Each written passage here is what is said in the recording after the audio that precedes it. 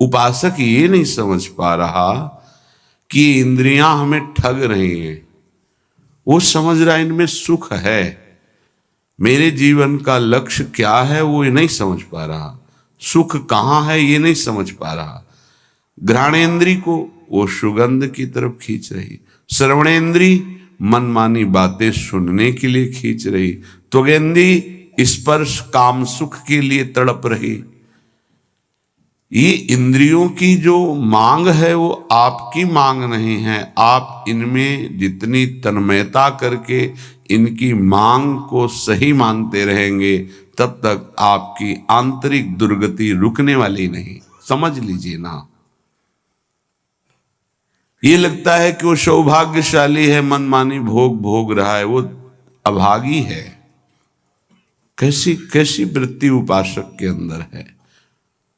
सुनहु उमाते लोग अभागी, हरितज होए विषय अनुरागी।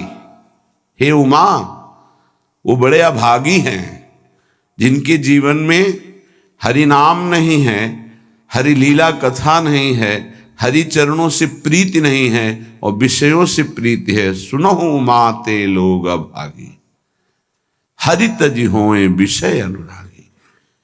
हरितज होए विषय अनुरागी, वो अभागी है, आप अभागी नहीं हैं। भगवत मार्ग के पथिक इस बात को समझें कि हमारी इंद्रियां जो भोगों की मांग कर रही हैं उनका मांग पूरी हो जाना बड़े भाग्य की बात है। नहीं, ये अभागी का लक्षण है। हम मांगे और ना मिले और प्रभु के मार्ग में हमारी उन्नति हो, ये भाग्यशाली का लक्षण है। ये इंद्रियों की विलासता मन के साथ कितना भी आप कर लो कभी पूरी होने वाली नहीं। जब तक आप अपने देह को स्त्री या पुरुष मानते हैं, इंद्रियों को मन को अपना मानते हैं, भोगों को सुख मानते हैं, तो आप कुछ नहीं हैं। विश्वास कीजिए, कब तक हरि गुरु तुम्हारी इन इंद्रियों को तृप्त करने के लिए मनमानी खिलौने देते रहेंगे। हर तुम्हारी सोच को काल नष्ट कर देगा। इस सोच को यदि अविनाशी बना लोगे तो तुम अविनाशी हो, तुम अविनाशी परम पद के अधिकारी हो जाओगे। बहुत सावधान। श्रीधाम वृंदावन का आश्रय और वास मिलने पर यदि आपको सौभाग्य नहीं लग रहा, भगवत मार्ग में चलने पर आपकी रुचि नहीं बन रही, आपको संसार प्रिय लग रहा है, तो आप सोच लीजिए कि आपकी दुर्दशा कितनी बड़ी है और आगे क्या होगी। आज समझाने के लिए हरि गुरु तुम्हें प्रयासरत है। जब बच्चा खिलौने के लिए हठ ही कर लेता है, नहीं मुझे चाहिए ही, तो वही पैसा खर्च करके पिता खिलौना दे देता है। लेकिन अगर खिलौनों का हठ न करता तो गोद में बैठा लेता। कब तक खेलते रहोगे इन खिलौनों से? ना ये खिलौने रहेंगे ना खेलने वाला तुम्हारा शरीर रहेगा। इसलिए सावधान। श्रीपाद प्रबोधानंद जी महाराज कह रहे हैं, वृंदारण्ये चर अचर दृक् पश्य श्री वृंदावनम। ये वृंदावन वासी को भजन के लिए कोई प्रयास नहीं करना पड़ता। स्वाभाविक भजन हो रहा है, पर आपकी महत्व बुद्धि नहीं है। महत्व बुद्धि भोगों में है, शरीर में है। सौभाग्य है कि तुम्हें कोई प्यार ना करे। ये बात हमारी समझ लीजिए, नहीं समझ में आएगी। सौभाग्य है कि तुम्हें कोई प्यार ना करे, दुर्भाग्य है कि भगवान से विमुख कोई हमसे प्यार करे।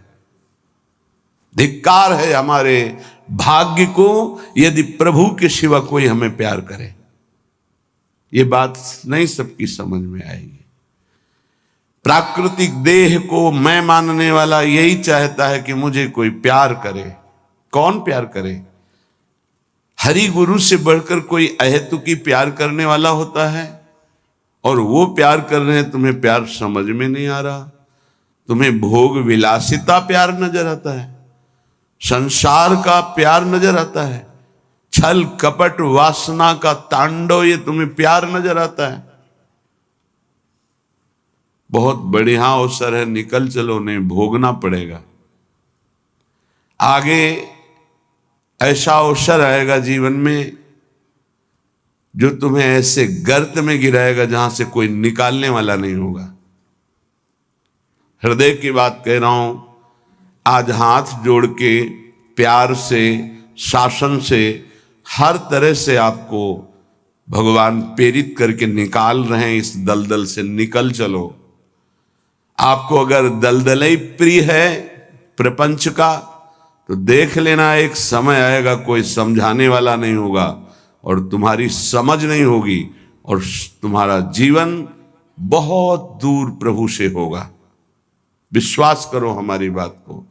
अभी अवसर है, निकल चलो। अभी तुम्हें हरि गुरु की बातें अच्छी नहीं लगती, अभी तुम्हें हरि गुरु का प्यार नहीं समझ में आ रहा, तुम्हें ऐसा लगता है कोई हमारे शरीर का प्यार करे तो वो हमारा प्यारा, इंद्रियों का दुलार करे सो हमारा प्यारा, हमारे मन के अनुकूल चलने वाला मिले, तो सच्ची मानिए सारी बातें हरि से पूर्ण होती हैं। अगर कोई तुम्हें प्यार करता है यहां तो नाटक करता है प्यार का, वो तुम्हारा शोषण करना चाहता है इसलिए प्यार करता है। कौन ऐसा हृदय वाला है जो अपने को न्यौछावर करके तुम्हें प्यार करे? वो केवल हरि और हरि गुणगान में मस्त भगवत अनुरागी, दूसरा नहीं। तुम तुम्हार सेवक असुरारी, स्वार्थ रहित जग जुग उपकारी। ये समझ में नहीं आता। प्यार का मतलब समझा जाता है वासनाओं का खेल हो तो प्यार, मनोरंजन हो तो प्यार, हरे मन का भंजन करके, वासना का नाश करके उपासना में प्रतिष्ठित हो जाना, इसे प्यार कहते हैं। जो अविनाशी प्रकृति से भोग कर सुखी होना चाहता है कभी नहीं हो सकता है। शब्द याद कर लो। खाते खाते दांत टूट जाएंगे, देखते देखते आंख फूट जाएगी, शरीर नष्ट हो जाएगा, पर वासनाएं ज्यों की त्यों रहेंगी और बढ़ती चली जाएंगी। ये जो जलन होती है यही भस्म करती वासनाओं को। सच्चे उपासना के मार्ग में चलने वाले जलन की परवाह नहीं करते, कष्ट की परवाह नहीं करते, वही उस परम पद के अधिकारी होते हैं। कल एक ने प्रश्न किया कि ऐसा कोई मार्ग बताइए जिसमें कोई कष्ट न हो, भगवत प्राप्ति हो जाए।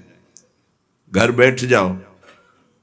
ऐसा सृष्टि में लौकिक मार्ग नहीं है तो अलौकिक मार्ग की क्या बात।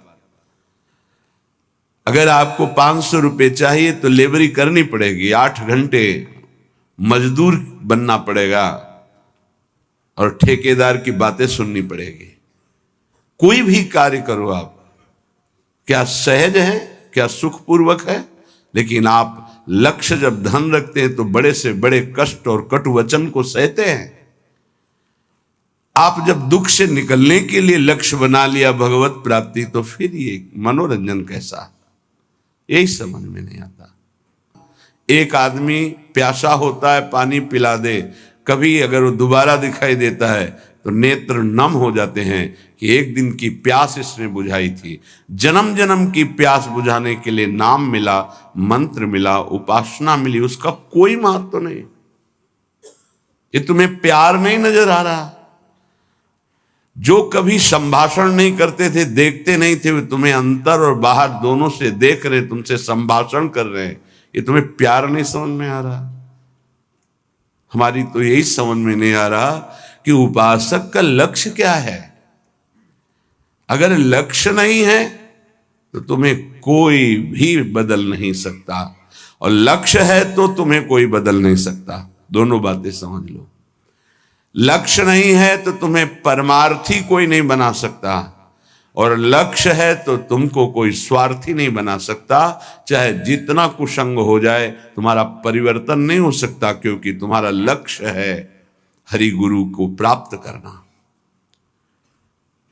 उपासक समझिए, एक एक कदम तुमको प्यार मिलता चला जा रहा है। जानते हो, केवल पेट भरने के लिए, शरीर में वस्त्र पहनने के लिए और वास के लिए पूरा जीवन मेहनत करते हैं लोग। तब वो प्राप्त होता है। तुम्हें आदर के साथ ये सब बिना किसी प्रयास के मिल रहा है। किस लिए? तुम भगवान के हो, प्रियालाल के हो। इस बात की तुम्हें इज्जत रखनी है कि तुम प्रभु के दास हो, उसी की सब सुविधा है। अगर दासत्व विषयों का रखोगे तो छल कर रहे हो हमारे प्रभु के साथ। ये छल तुम्हारे हृदय को ताप पहुंचा देगा, ऐसा ताप जो कहीं शांति नहीं मिलेगी। समझ में नहीं आता। मेरे प्रभु उतरते चले जाते हैं, झुकते चले जाते हैं आपको उठाने के लिए। आप ऐंठते चले जाते हैं कि आप कुछ हैं, भोगना पड़ेगा आपको आगे। शब्द याद कर लीजिए,